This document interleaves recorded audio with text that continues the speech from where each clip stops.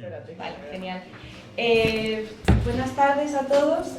Mi nombre es Ana Martínez y soy coordinadora de exposiciones de Bookmark Community. Quiero daros la bienvenida esta tarde a este conversatorio de clausura.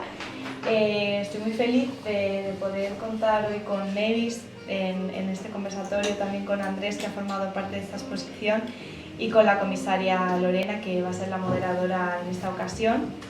Y bueno, por comentaros un poquito así de manera reducida para quienes no nos conozcáis, Bookmark Community es un ecosistema que genera simbiosis entre artistas latinoamericanos y agentes culturales establecidos aquí en España. En concreto, dentro de Boom tenemos una plataforma de gestión cultural que se llama Boom Cultura Iberoamericana, donde nos dedicamos a llevar el arte a espacios no convencionales, como es el caso de Alzacopas.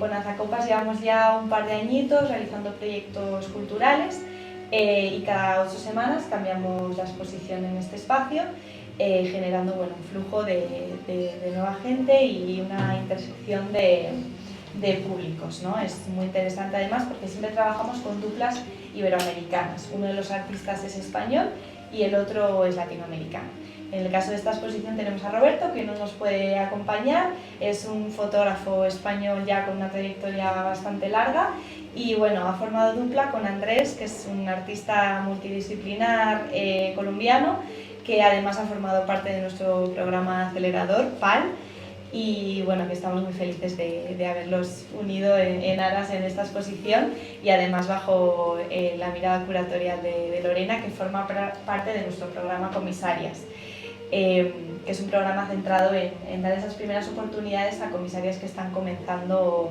a desarrollarse en el sector laboral. Y bueno, simplemente por ser breve, daros una vez más las gracias por estar hoy aquí esta tarde, también dar las gracias a Alzacopas, a Gabriel, que está por ahí arriba, y a Ángel por cedernos el espacio y por permitirnos desarrollar proyectos culturales aquí. Y nada, ya os dejo que vayáis adelante con el conversatorio. Muchas gracias. Gracias, Ani.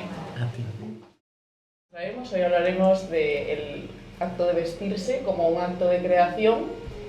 Y bueno, al final va a ser una conversación también con el público, me gustaría que pudieseis intervenir. Al final haremos también una ronda de preguntas, pero bueno, si alguno de vosotros se ve llamado a intervenir, puede levantar la mano y haremos algo un poco más interactivo. Bueno, yo, como ya dijo Anne, soy parte del programa Comisarias. Yo soy un mix entre gestora cultural, comisaria y artista también, sobre todo textil, por eso me encanta también este conversatorio, que desde la parte de gestión cultural también me lo voy a llevar un poco a mi terreno casi de artista textil.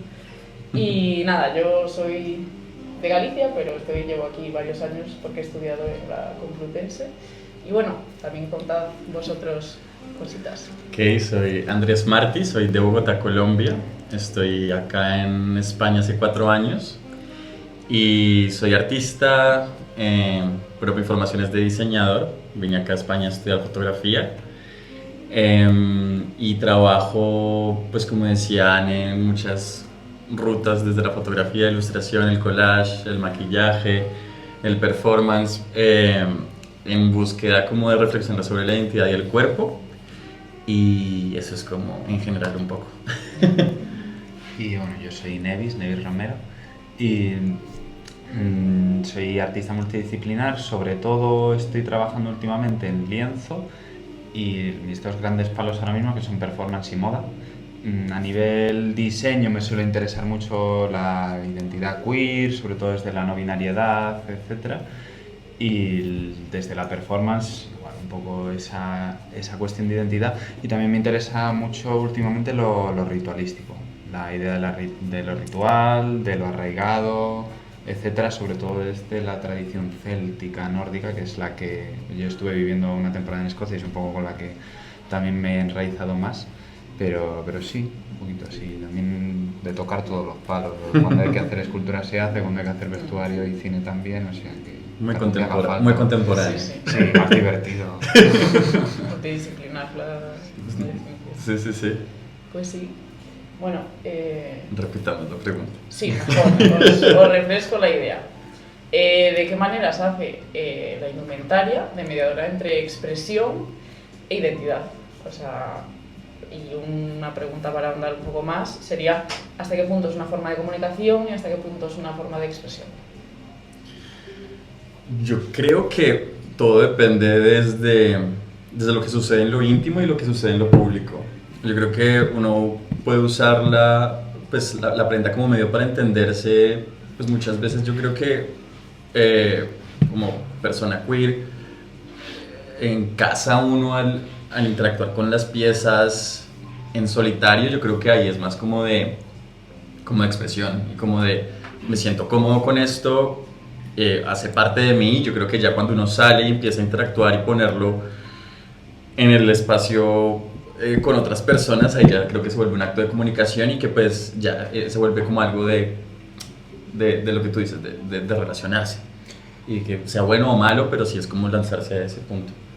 Yo estoy de acuerdo, incluso añadiría una dimensión más, porque a mí me parece muy interesante la diferencia entre, digamos, como seccionar esa esfera pública también, de la diferencia entre una esfera pública y una esfera pública más privada. O sea, de cómo me he visto yo cuando estoy en esa esfera, en esa calle, en ese lugar de exposición, pero hasta cierto punto desde lo privado, en mi vida cotidiana, cómo me he visto yo en mi día a día, y el cómo me he visto yo cuando estoy en una esfera pública, que voy a ir a un evento, voy a ir a hacer algo profesionalmente o a un espacio en el que sé que voy a estar exponiéndome o exponiendo hasta cierto punto una marca personal, una imagen personal.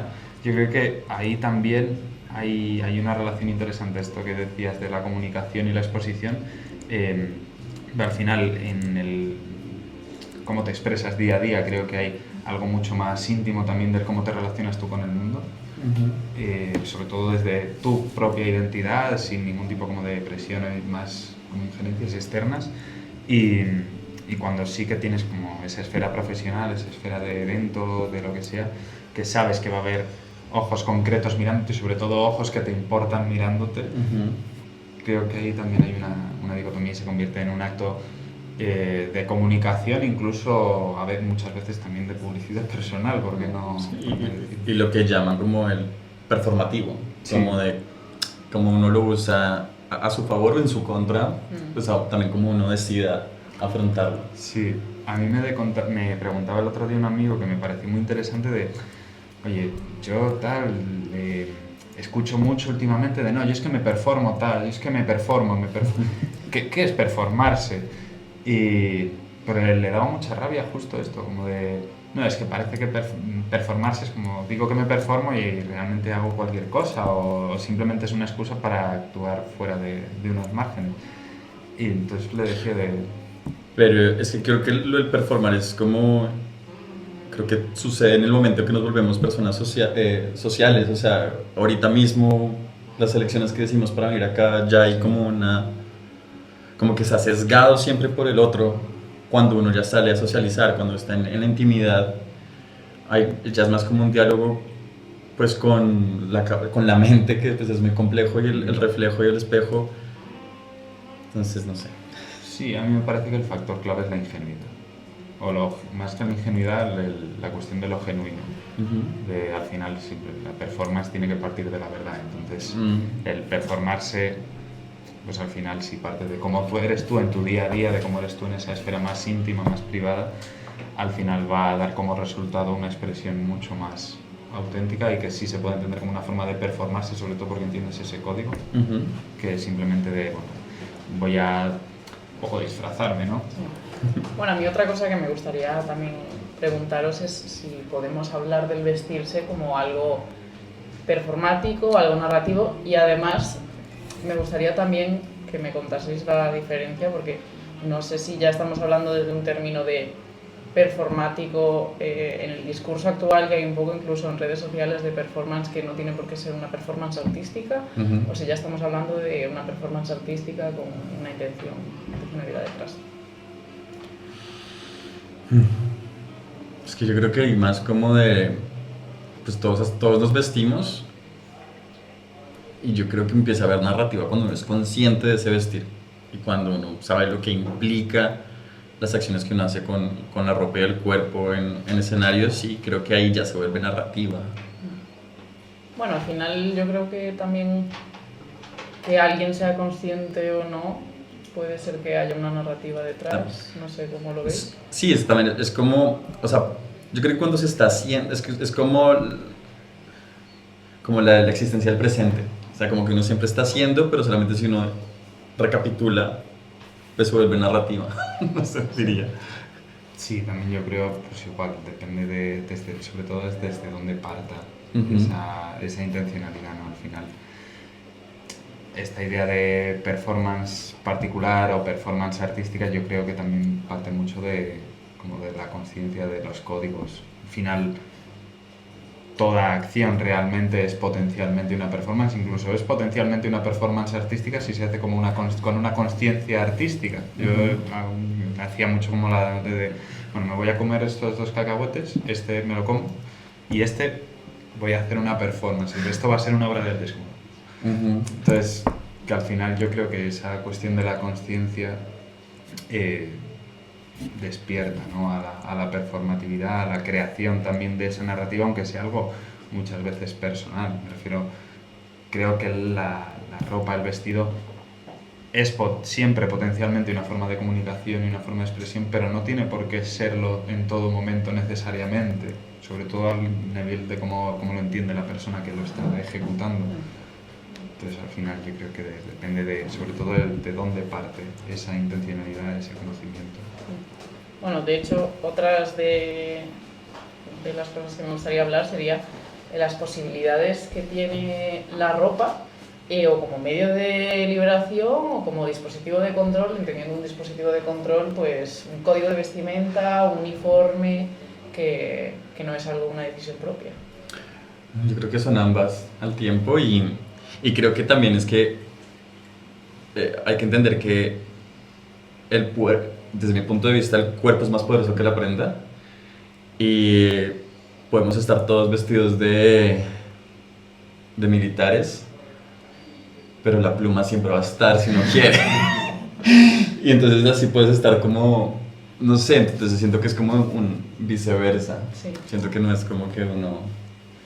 Sí, a ver, creo que la idea del control a través de la vestimenta ha estado siempre también.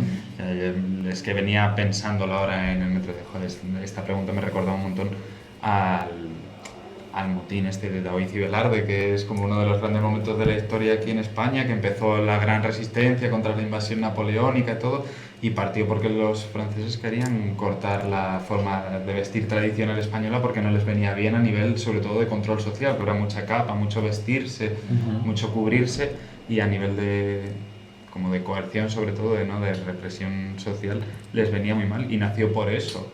Entonces, al final, la idea creo que es uno de los mejores ejemplos a nivel de liberación o control a través de la moda.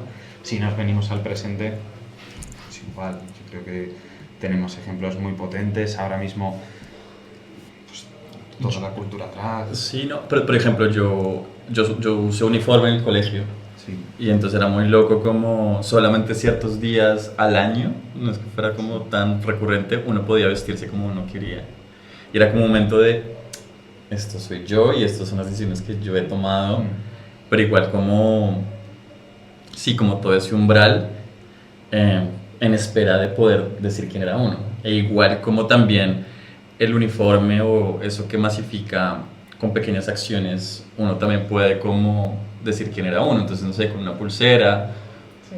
o el pelo un poquitico más largo de lo normal. O sea, era muy complejo.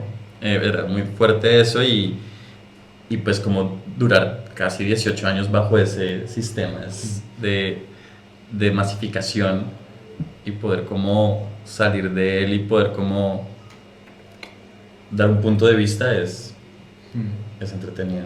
Hombre, ahí también entra yo creo el factor social. Me refiero de la coerción social, que es algo como instantáneo, porque sea con ese ejemplo del colegio, a mí también me trae a la cabeza experiencias propias y experiencias de personas cercanas, que precisamente esos días de vestirse como se quería también es una forma de coerción en cierto sentido de esa oportunidad para apuntar al raro hasta cierto punto. Entonces creo que ahí también entra una cuestión social muy fuerte, ¿no? El vestido puede ser liberación y puede ser control, incluso al mismo tiempo depende de la relación social que tenga la persona que se lo está poniendo. Incluso ahora, a un nivel adulto, me refiero. Ahora digamos que tengo la libertad de vestirme como quiera todos los días. Hasta cierto punto, hay códigos sociales. Sí, hay códigos. Pero realmente es eso, es como... Eso puede ser una forma de liberación, pero también puede ser una forma de control muy fuerte. Exacto. Sí, y con lo que tú decías del drag, como pues ahorita los estándares están súper rupolescos, que es como la superproducción, casi Britney Spears, Beyoncé, y pues todo como la Messi Queen o algo mucho más hecho en casa está como mirado como algo malo.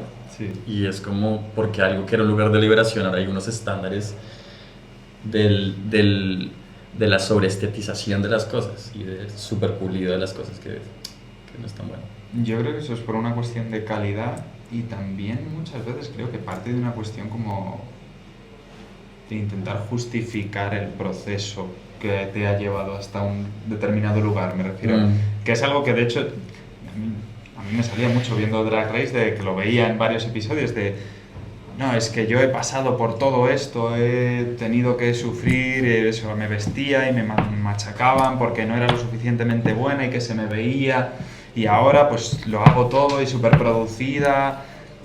Y soy una más. Claro, y realmente ese discurso al final es como, creo que ocurre no solo en el ámbito drag, sino en muchos ámbitos el hecho de haber tenido que pasar por tantas penurias o por tantas dificultades para llegar a un punto en el que estés cómodo con tu vestimenta, con tu indumentaria, con tu imagen, muchas veces hace que inconscientemente seamos más contrarios o más agresivos contra las personas que vienen o contra las personas que están experimentando, que están haciendo algo distinto o algo a un nivel de producción diferente. Entonces, sí, yo creo que siempre hay un riesgo importante. Bueno, incluso creo que desde la disidencia es más fácil vivir, en este caso, por ejemplo, de las raíces, es más fácil que se les acepte desde el mainstream si no cumples ciertas normas, pero todas las demás las cumples. No, quizás no estás cumpliendo roles de género, pero estás estéticamente siendo una persona muy pulcra y teniendo una actitud y un saber hacer mucho más amplio. Sí, a mí fue una de las primeras, o sea, cuando pues yo empecé a vosotros lo conté el otro día, pero bueno, por dar un poco de contexto, yo empecé a hacer vestido, a hacer moda, a experimentar con mi estética, sobre todo a raíz de mi proceso de transición no binaria. Y de hecho fueron prácticamente de la mano. Empecé voy a probar, me apetece probar a vestirme de forma distinta, y eso me llevó a... pues vamos a probar también con la silueta, pues me pongo una prótesis de pecho y de repente digo ostras, aquí están pasando cosas. Y eso me llevó. Entonces al final siempre he estado de la mano y me ocurrió en muchos contextos, sobre todo al principio y sobre todo en contextos familiares, que, ¿no binaria? Sí, no pasa nada. ¿Te quieres poner un poquito así como una falda, pero es que vas muy hortera? Es que llevas muchos colores, es que ¿cómo te pones estas cosas tan extravagantes? ¿Sabes? Bueno, ponte, ¿sabes? Tu identidad está bien, pero que tampoco se tiene que ver tanto. Sí. Y es que ya viene como lo que, pues la conciencia de clase y un poco de cosas de lo que también atraviesa la estética y el vestir, que es muy complejo. Y el buen gusto. Ajá, y el buen gusto y lo que tú dices como de, también lo que consideramos algo pulido y refinado. Yo tuve una conversación con una compañera que hablaba de lo elegante, el concepto de lo elegante, un poco la bandera del buen gusto, de esto es lo mejor, pero es que lo elegante es una opción como otras tantas. Sí, ¿no? Es que para mí hay un punto en que la elegancia entra en el mundo del no lugar, en donde un lugar elegante en Dubái puede parecer un lugar elegante en cualquier parte del mundo, porque como que masifica el sentir del gusto de las cosas. Sí, al final también la elegancia es una forma de masificación en sí misma, me refiero, es una forma de normalización porque responde a unos estándares y unos códigos muy concretos, de los que la gente además no suele ser tan consciente cuando los asume, simplemente asume que eso se ve bien, pero sí, yo creo al final es eso, el abrir el paradigma de todos son categorías y como toda la interseccionalidad entre esas categorías es realmente lo que da valor al conjunto, es lo más difícil. Bueno, que al final la elegancia, a mi parecer, es algo que intenta eliminar la parte humana, es decir, por ejemplo, una casa elegante sería una casa en la que no haya rastros o indicios de que vive gente dentro, por ejemplo. O una persona elegante es una persona que no suda, por ejemplo. También creo que hay una cuestión como lo elegante cambia, son conceptos siempre mutables. Y de hecho había una teoría que a mí me parece muy interesante, una teoría estética que habla del modo en que en momentos de tradición general más conservadora, normalmente la paleta de colores y la paleta de texturas se suele reducir mucho. Y lo elegante se suele reducir a unos colores normalmente también más apagados, un blanco, un negro, unos ocres, cosas así, y la silueta también, porque hay más interés de pertenecer a la masa, de todo eso, y en momentos de más apertura política, ideológica, etcétera, la paleta de colores, de texturas, de siluetas se suele ampliar. Entonces, al final, eso me parece muy interesante, ¿no? También, sobre todo, por el momento en que vivimos, que creo que se puede ver que la mayoría de colecciones están reduciendo bastante su... Bueno, a ver, a mí, por ejemplo, como anécdota, me parece curioso hace poco una publicación de las nuevas generaciones del Partido Popular, que uno de sus argumentos somos moralmente, estéticamente superiores también. O sea, como decía, moralmente, políticamente, estéticamente superiores, que es algo que ya se tiene también en el ámbito político muy en cuenta. Lanzo pregunta. ¿En qué sentidos puede la moda, o sea, esto ya es un poco lo que estamos hablando, pero ¿en qué sentidos puede la moda convertirse en un espacio de resistencia ante fuerzas de opresión? Es decir, desde identidades culturales, sexuales, de género disidente, ¿qué posibilidades vemos dentro de esto o qué aplicamos dentro de nuestras propias vidas?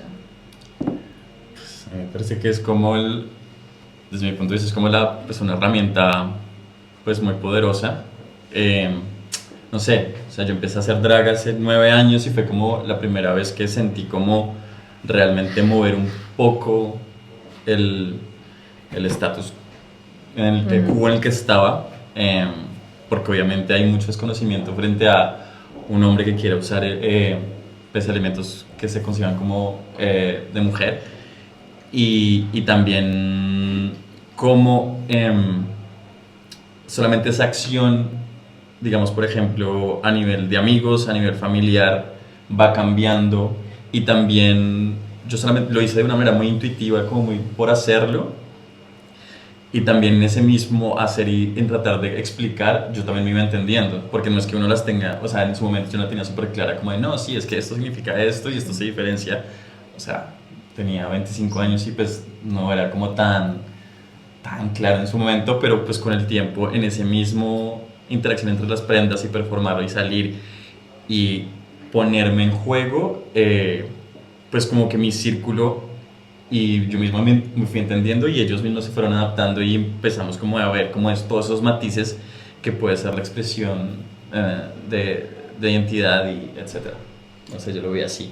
Sí, de hecho yo creo que bueno, en la comunidad drag se ha visto mucho, ¿no? También incluso en pues Drag Race, que ahora mismo para bien o para mal es uno de los grandes escaparates de esa cultura, como esa forma de disidencia a través del vestido ha servido también como una forma de introducción poco a poco de las distintas oleadas, ¿no? Al final pues el drag era mucho más concreto, luego de repente empezó a entrar mucha pues esa ola de todas las artistas trans, etcétera. Ahora está empezando a entrar también toda esa ola nueva de todas las cuestiones de las identidades de género, las artistas no binarias, etcétera. Entonces yo creo que al final es un ejemplo muy bueno. O sea, al final creo que el vestido siempre puede formar parte de una identidad de resistencia, porque me refiero, al final la cuestión de la visibilidad es una de las formas más potentes que tenemos, sobre todo de hacer una reivindicación positiva, creo muchas veces, ¿no? De resistir desde un ámbito positivo, desde un ámbito amable, hasta cierto punto. Creo que muchas veces, sobre todo en la sociedad contemporánea, se penaliza o se ve como, no se le da tanto valor a esa cuestión de la amabilidad. Me parece muy importante, ¿no? La visibilidad diaria, la visibilidad amable, de no necesariamente tener que estar haciendo toda tu función social desde una posición más agresiva, más estridente, sino a lo mejor simplemente el hecho de tú irte vistiendo y dando esa visibilidad a tu forma de vestir de una forma prolongada, también te hace abrir un cierto camino para que otra gente vea esto está en la calle, esto ocurre. Y ahora mismo yo tengo un proyecto que se llama Vie, básicamente lo que hago es como una procesión queer por el espacio público, el centro de las ciudades, en la que voy con un atuendo totalmente no binario, con una falda, una capa de 15 metros, y es todo como identidad no binaria, identidad queer y sobre todo visibilización. Y es una visibilización muy amable, simplemente nosotros vamos, estamos ahí, paseamos, hacemos el desfile, la gente se suma y existe mucha resistencia, sobre todo porque eso es como la gente no acaba de dejar permear esa reivindicación positiva, esa reivindicación tranquila de simplemente estamos aquí, simplemente queremos existir en el espacio público, no vamos a resultar de una manera agresiva. Y lo que siempre digo ahí es yo tardé 25 años en atreverme a ponerme una falda. Si me pongo en la calle todos los días con una falda y la gente lo empieza a ver, a lo mejor los que me gritaban cuando yo tenía 25, pues ya a los 5 años se cansan de gritarme y dicen, pues ya no. Y al siguiente chaval, al siguiente chaval de la siguiente generación, pues le gritan la mitad de personas, se atreve a ponerse una falda a los 20 y a lo mejor esa persona abre camino para que la siguiente a los 15. Me refiero que al final esa cuestión no es la... No, y quiero agregar porque, o sea, yo siento que los humanos somos de patrones y ahorita soy tío y tengo un sobrino, 2 sobrinos, uno de 3 años y uno de 1 año, y ahorita estuve en Bogotá conociendo a uno y en el cumpleaños del otro y estaba sorprendido de que tuviera aretes. O sea, era como, ¿y por qué tienes aretes? Y no es que me lo dijera una vez, sino cada vez que me veía me dijo, ¿y por qué tienes aretes? Y como que estaba súper... Y es porque, pues creo que en los 3 años de vida que ha tenido no ha visto un hombre con aretes y soy ese primero que dentro de los patrones y dentro de la media estoy entrando a ofrecerle una opción de esto existe. Entonces es más como de lo que tú dices, como entre más... No es que no sea obligación, sino que lo normalicemos, poder salir tranquilamente como uno quiera. Pues agregarle a esa media con manera, pues lo que se considera diversidad para pues vestir y usar el cuerpo. Sí, que al final las estéticas disidentes son disonantes. Y eso también es muy potente en el sentido de desencadenar eventos. O sea, pues, lo mismo, es que me ha pasado ahora viniendo aquí. Me he subido al bus y el conductor me ha dicho me ha mirado así y vaya alpargatas que calzas. Pues vengo, no se ven por la mesa, pero llevo unas botas de tacón y los pantalones y todo. Y... Sí, además es que ha dicho, vaya alpargatas, y entonces, sí, no, voy a este evento, tal, yo pago, sigo, pero eso ha generado pues que la señora que tengo detrás, que iba con su hija, entiendo que era su hija, o iba con una niña pequeña de la mano, y he dicho, pues a mí me gustan, y en adelante, tal, no sé qué, pues... Que al final te pone en una posición muy injusta hasta cierto punto, pues no tendrías por qué asumir ese rol y esa exposición, pero es muy valioso el ser capaz compasivamente de desencadenar ese tipo de situaciones. Sí, bueno, creo que además las infancias es una época como muy tierna para encontrarse con los códigos de vestimenta en cuanto a roles de género y bueno, claro, encontrar a alguien que se salta de algo que toda tu vida has conocido igual, pues sí que quizás llame la atención. Y de hecho, unido con esta exposición, el trabajo de Férula Placebo, que tenemos el fotolibro y al final en la pared tenemos pues, varias obras. Sí, ese proyecto sobre eso. ¿Sí? Yo como, claro. La primera vez que pienso sobre eso. Ah, la primera vez que pienso sobre eso.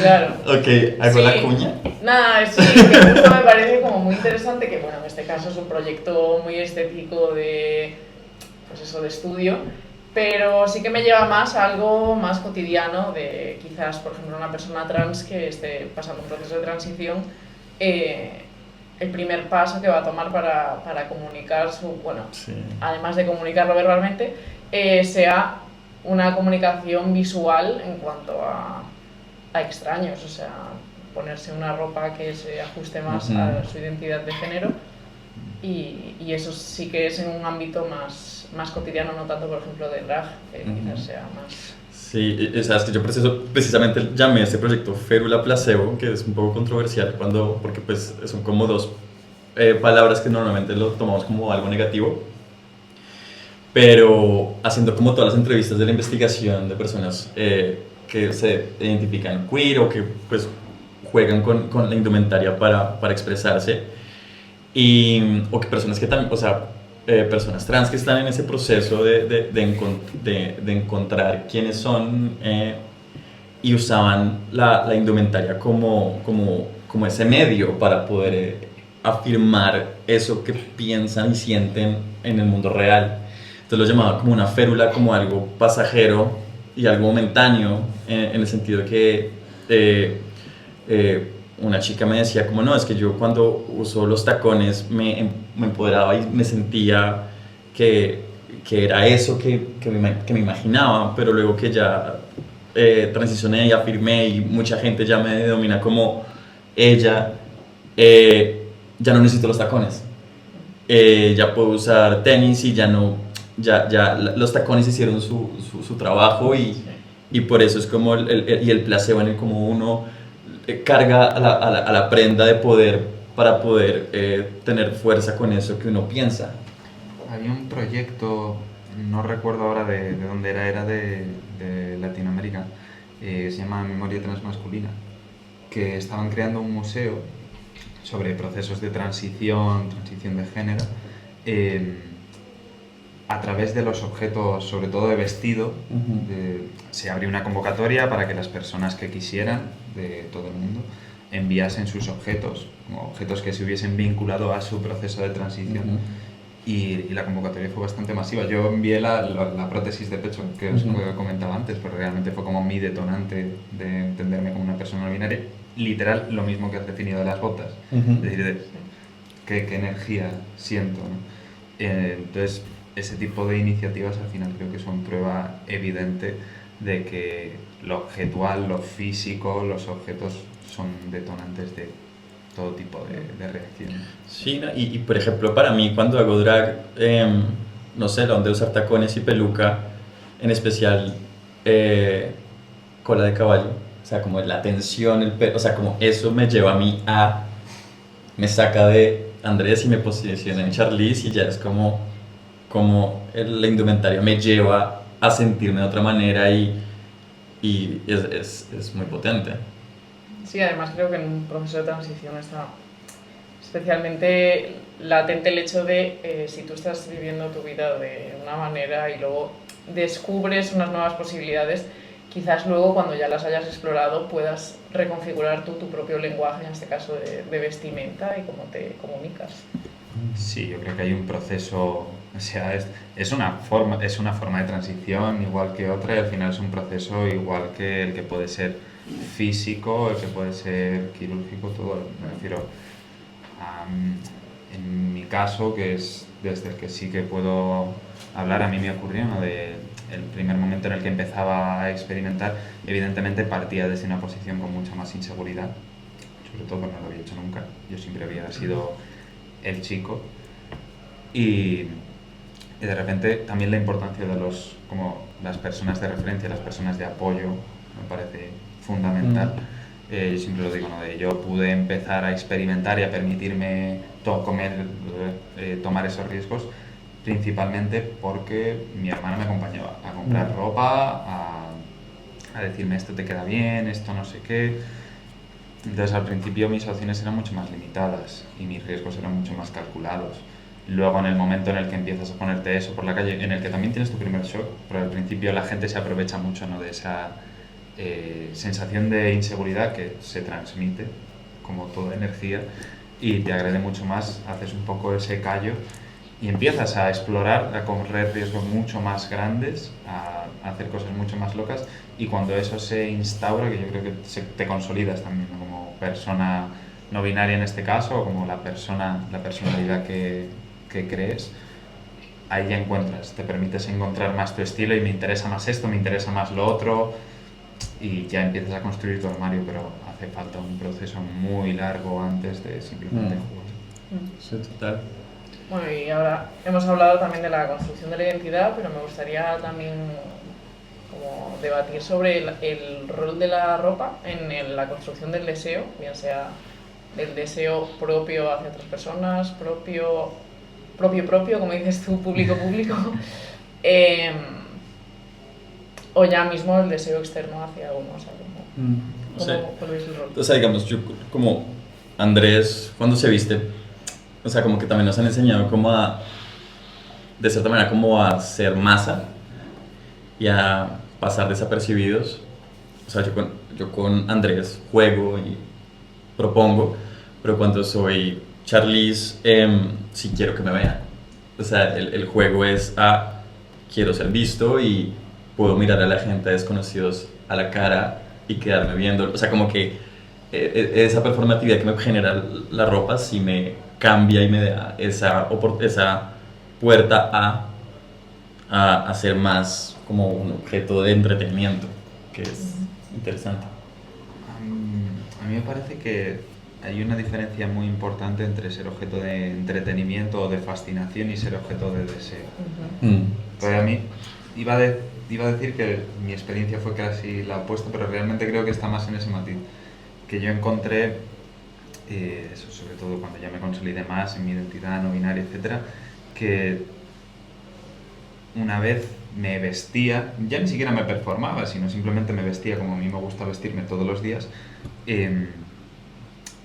había una especie de transmutación que me sigue ocurriendo en la que pasas a ser un objeto de fascinación. La gente puede mirar con una cierta curiosidad, admiración hasta cierto punto de qué valiente que se viste de esta manera o lo que sea, pero realmente la función del deseo se anula bastante, al menos en mi caso, y yo creo que es algo que surge para muchas estéticas disidentes. De repente pues te pongo como en esa esfera extraña de eres un objeto extraño con el que me quiero relacionar porque me da mucha curiosidad, pero sales un poco, te conviertes casi en un objeto hasta cierto punto sexual. Eso es cierto y a mí me pasa igual, o sea, yo cuando estoy pues, en drag, cero sexualizado, o sea, es más como un personaje que usa la seducción, pero no como la parte sexual, o sea, como que es todo menos eso, es raro. Sí, o sea, a mí fue una de las primeras cosas que me causó disforia, realmente, la cuestión del deseo.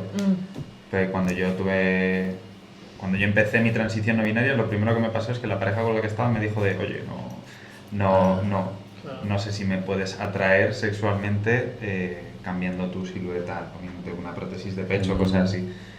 Y en los meses que siguieron y en general hasta que acabé pues, ya consolidándome más, también conociendo a mi pareja actual y todo, la cuestión del deseo, de la sexualidad, sobre todo pues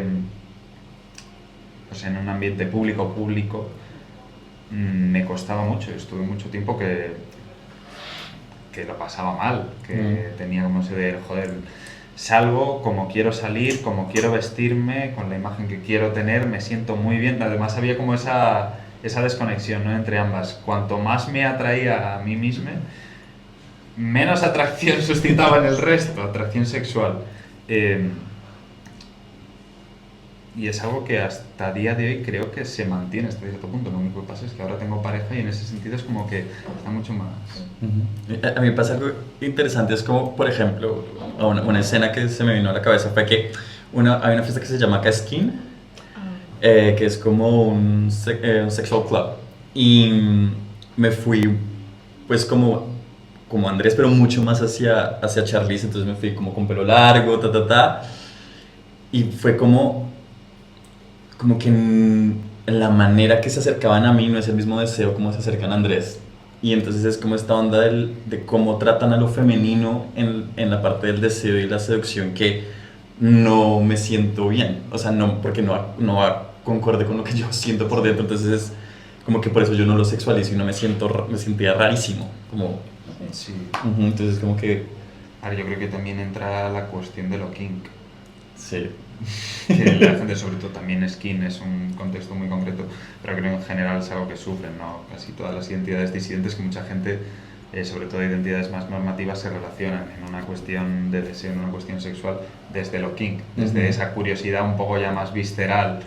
Entonces, sí, lleva situaciones. Sí, ¿no? Y también como el verme más hacia lo que se considera femenino, me pueden tratar de cierta manera y pueden tener como un approach diferente hacia mí, que es y correr unos, pues como un abuso que suele pasar mucho a las mujeres por solamente verse así, de esa manera. Sí, esto es algo que yo tengo escuchado en drag queens previamente, que es algo que en las primeras experiencias de drag en público llama mucho la atención, que te relacionas en unos ambientes con un aspecto masculino y en cuanto entras con un aspecto femenino, ya tus límites corporales puede ser que se vean más sobrepasados. Total.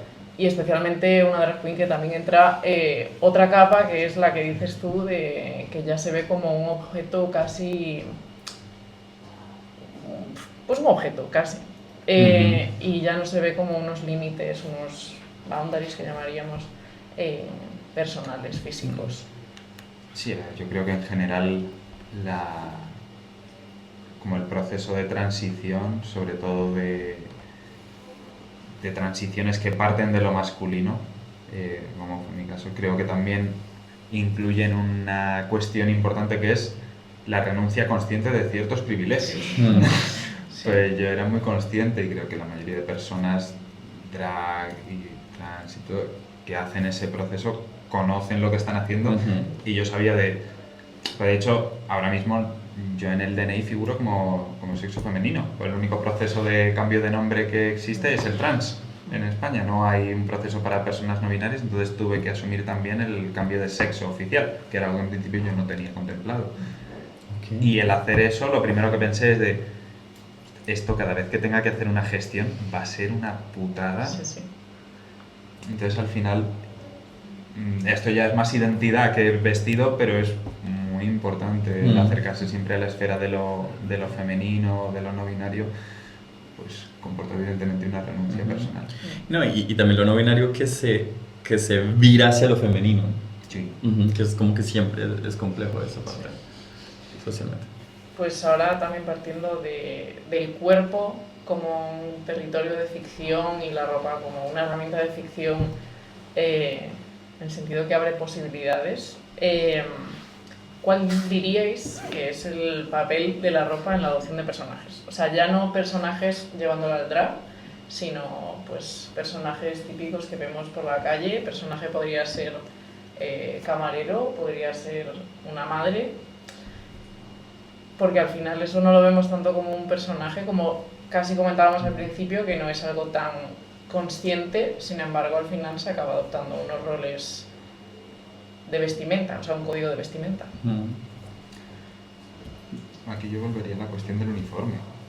Del uniforme ni siquiera como algo negativo, sino como una forma de argot. O sea, mucha gente de tribus urbanas habla de me voy a poner el uniforme como de me voy a vestir como a mí me gusta, pero me voy a poner el uniforme, de me voy a vestir de esto que soy. No sé, pero por ejemplo también, yo no sé por qué se me vino a la cabeza también que hay como cuerpos que no encajan porque el mercado no les ofrece con qué vestirse, digamos. Yo sigo una influencer colombiana que se llama Fat Pandora, que es una mujer gorda y que por mucho tiempo no encontraba cosas de sus tallas, y por ende terminaban siempre vistiéndose hacia un lado muy hacia mamá, muy hacia mujer embarazada, porque era como lo que había en el mercado y como que los condicionaba a que así se ve, y entonces por eso se hace como ese imaginario de ser una persona robusta, se ve así. Y entonces como que luego ella saca como, obviamente se volvió influencer, sacó como una línea, pero como que también el cuerpo, como que también la sociedad como que implica cómo nos vestimos de cierta manera, nos estandariza o nos ponen esos roles. Como, no sé, también tengo una amiga que fue mamá ahorita a los 37, que pues es una edad larga, tarde en Latinoamérica para ser madre, y decía como todo lo de mamás es como lo mismo, donde están las mamás cool, o donde hay algo diferente donde yo pueda sacar, porque los roles como que nos condicionan a caernos en esos mismos lugares que son complejos de salirse cuando ya hay como un imaginario tan establecido. Sí, al final yo creo que en general todo tipo de prenda que te pongas va a llevarte hacia una cierta forma de performatividad, y la oferta también es distinto si hablamos eso, de oferta de primera mano. Ahora están como subiendo cada vez más la oferta de segunda mano, está extremadamente de moda. Entonces yo creo que ahí también se está rompiendo un poco esa barrera de la talla, que realmente tú vas ahí a la caza del tesoro. Entonces creo que eso también tiene un cierto valor. Pero sí, si hablamos de entornos de moda como más estandarizados, más de ropa de primera mano, fast fashion, todo esto, evidentemente, o sea, la propia tienda está construida de una forma que refuerce esa idea, ¿no?, del personaje, de los distintos estilos, las distintas personas que puedes ser, porque tú entras y es como, aparte de moda de hombre, mujer, niño, etcétera, es como de ya niño, niña, de mujer, pero esto es más de invierno, o esto es más como mujer, más pieles, más no sé qué, estos son gamas como con colores más planos. Entonces todo te va colocando realmente. Al final eso yo creo que con las ropas de segunda mano está cambiando un poco, pero bueno, también la conciencia del personaje no tiene por qué ser negativa si se asume desde una postura positiva y una postura consciente. El problema de los personajes es que la mayoría de personas las ve como algo inevitable, o que forma parte de lo que acepta, ¿no?, de su trato, su pacto vital hasta cierto punto. Entonces, no sé. Bueno, también creo que ahora estamos hablando mucho desde lo establecido socialmente, que pues lo correcto, pero también creo que está interesante lo que venimos hablando de la ropa casi como, pues lo que a mí me gusta llamar un laboratorio de futuros. Es decir, el drag yo diría que es algo que nos da otras opciones, nos da otras maneras de imaginar cómo nos podemos vestir, e incluso creo que desde un punto no binario es más, no vamos a decir imaginativo, pero bueno, al final es algo que se viene diciendo que una persona no binaria tiene que ser visualmente andrógina, y ahora yo diría que se está tratando más diferentes maneras de expresión dentro de una identidad no binaria, no sé. Sí, yo creo que hay de todo tipo.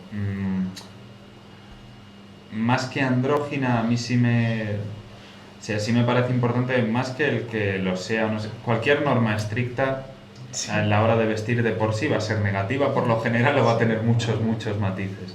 Sí que es cierto que la identidad no binaria a mí me parece interesante, es que en algún punto, por lo menos del proceso de esa persona, tienda a ese juego, ¿no?, a ese probar con pues, distintas polaridades de género, el cómo te sientes, el probar distintos tipos de siluetas, distintos tipos de prenda, pero no es lo mismo cómo te sientes con un pantalón que con una falda.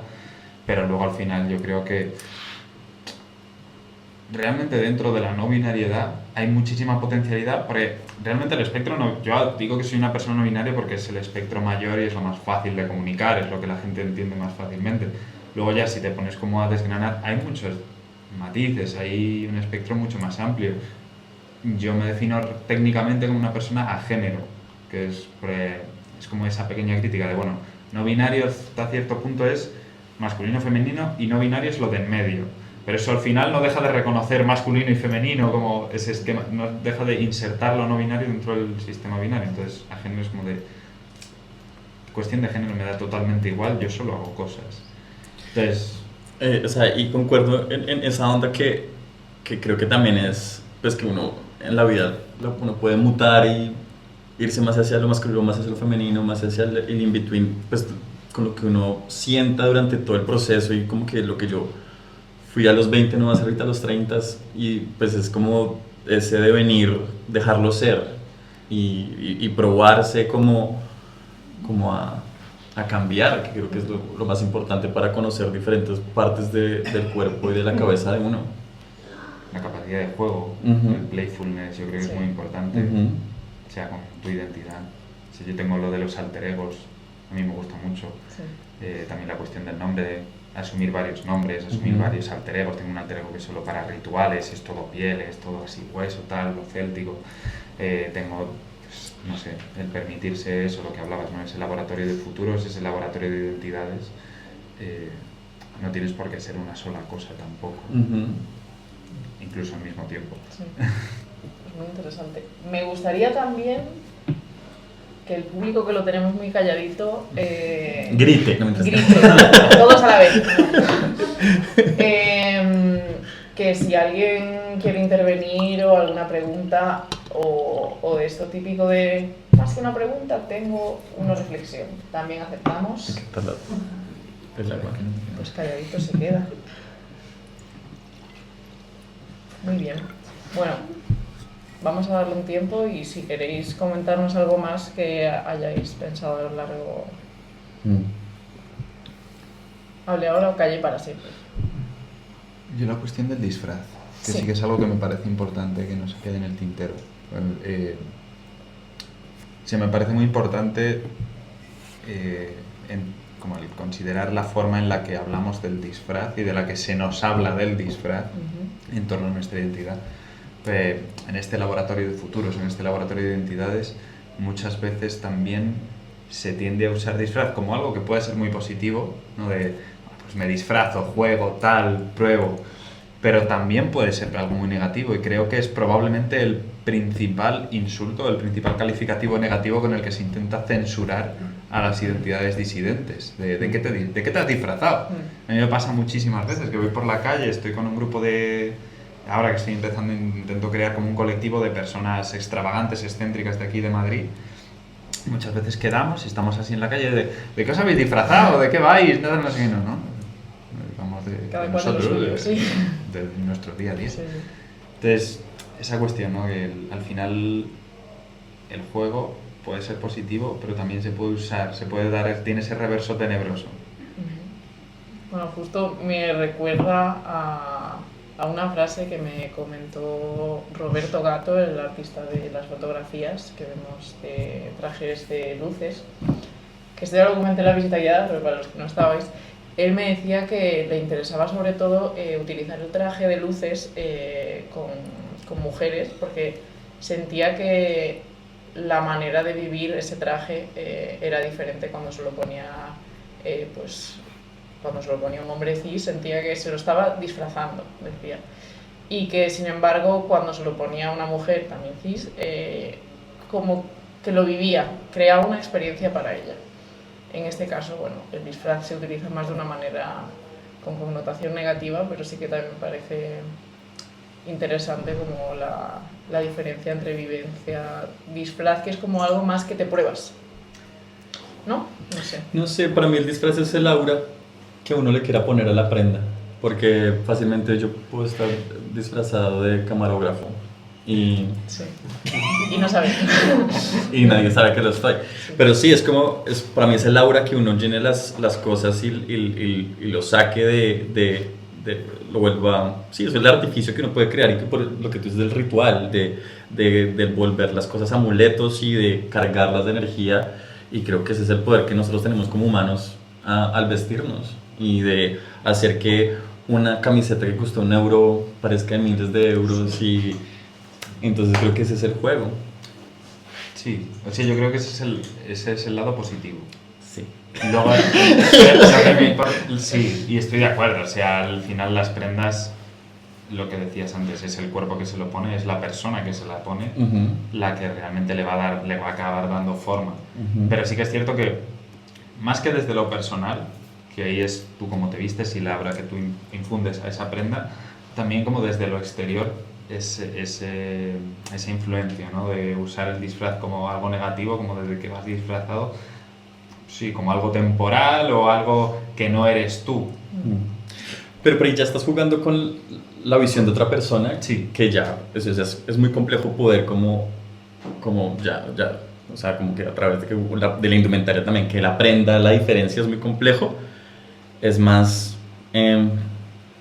sí, ya es tener empatía un poco con no sé si es la palabra, la ignorancia de la otra persona que no logre poder tener esa sensibilidad y esos matices de la diferencia entre un disfraz y un vestir. Sí, a ver, muchas veces se nota también cuando la persona te está diciendo como ¿de qué vas disfrazado? Desde ¿de qué vas disfrazado? De joder, ¿de qué vas disfrazado? Ya. O sea, cambia mucho esa cuestión empática, es importante. Es como, Bueno, De ya Cayetano. pues de hecho fue mi disfraz de Halloween. De decir, ¿Y de qué vas disfrazado? Está bueno. Pues sí. Pero bueno, yo creo que ajeno al tono que alguien te pregunte de qué vas disfrazado cuando tú llevas una ropa que te consideras propia, que no es algo ajeno. Es que yo creo que la respuesta es como... La respuesta es decirle que estoy disfrazado de ella. Sí. O sea, por eso diría como si un Cayetano te dice estoy disfrazado de Cayetano y es totalmente diferente. Sí. Y además a mí se me acercó un man, es porque tengo el pelo así, y estaba comprando pan.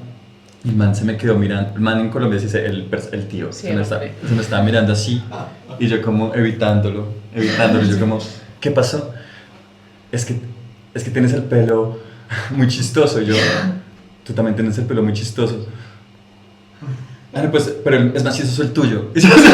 Pero un señor de 55 años, yo como, pues la joda, como de, a joderme, yo como que se la devolví para que también él se sintiera inseguro. Y como que quedó en un silencio, un microsegundo, él se visualizó su pelo. Que eso fue lo importante. Es que La todos autorreflexión. vamos disfrazados en realidad. Sí. Muchas veces como, o sea, más allá de si te pones un disfraz o si tú consideras que haces un esfuerzo para disfrazarte, o sea, vamos disfrazados intentando querer ser algo, ¿no? Como también es un viaje, es una transición. RuPaul decía, si quieres un trabajo, decía, wear a suit, ¿no? Sí. ¿Por qué? Porque tú te lo crees y como que te ayuda, es una herramienta, ¿no? Como la ropa también es una herramienta, no sé. Sí. a mí lo que me parece arriesgado, estoy totalmente de acuerdo, lo que me parece arriesgado sobre todo es en las identidades más vulnerables.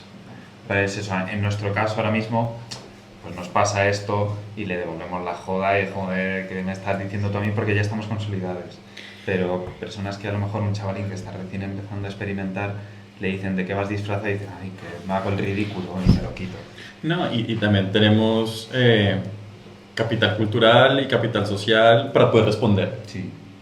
O ya no tiene por qué ser una persona más vulnerable, sino podríais ser vosotros en una situación más vulnerable. Yo al principio, Sí, me costó mucho más. Pero me refiero, por ejemplo, a un ambiente laboral es quizás un ambiente más vulnerable que un ambiente personal. Sí, no. No, por ejemplo, yo empecé a hacer drag porque tenía un grupo de amigos que literal íbamos al sitio a comprar maquillajes y nos maquillábamos todos y comprábamos pelucas todos y era como una pequeña comunidad en casa que salíamos juntas al club y regresábamos juntas y era como, yo decía, vi a drag queens de 20 años solas y yo como, qué fuerza para poder hacerlo sola. 100%. No, a ver, incluso en grupo, pues lo que hablabas, que sí que es cierto que en entornos profesionales, en un trabajo, si te dicen, no, es que tienes que vestir así, también es distinto. Recogiendo la idea que has lanzado, realmente el cómo te vistes, el cómo te expresas visualmente también te va a colocar y te va a relacionar con personas afines normalmente. O sea, yo es algo que se le he hablado a veces con compañeras del mundillo, compañeras que tienen que compaginar, ¿no?, su identidad artística con un trabajo alimenticio y en mi propio caso, que no en el momento en el que estoy ahora, por suerte, pero en el momento como inmediatamente anterior, y de realmente la reflexión, ¿no?, de si quieres conseguir un tipo de trabajo, wear a suit, pero siempre digo, intenta dentro de los márgenes que te permite tu situación socioeconómica, sobre todo económica, vestirte y expresarte de la forma más fiel a lo que deseas, o cómo te gusta vestir, a cómo te gusta ser, sobre todo, más que nada, porque es una inversión en tu propia carrera, en un sentido de eso probablemente va a hacer que la gente se relacione contigo y te relaciones con gente que estén en relación a lo que tú deseas o a donde tú quieres llegar, y eso te va a hacer llegar más rápido o te va a facilitar más el llegar, como lo que decías antes de lo de la fotografía, de yo ahora mismo voy disfrazado de en tu casa. pues se lo decía a gente, compañeros que tenía de música. Les decía oye, tú te vistes como una estrella del rock. Y si tú te vistes como una estrella del rock y le dices a la gente yo soy una estrella del rock, lo más probable es que la gente piense que es una estrella del rock porque no tiene ni idea de quién eres. Y entonces la gente se va a relacionar contigo como si fueras una estrella del rock y eso te va a abrir puertas hacia ser una estrella del rock. Sí. Totalmente de acuerdo, y pues es que así funciona el sistema un poco, y es como uno lo hackea y pues ponle tacones a ese traje.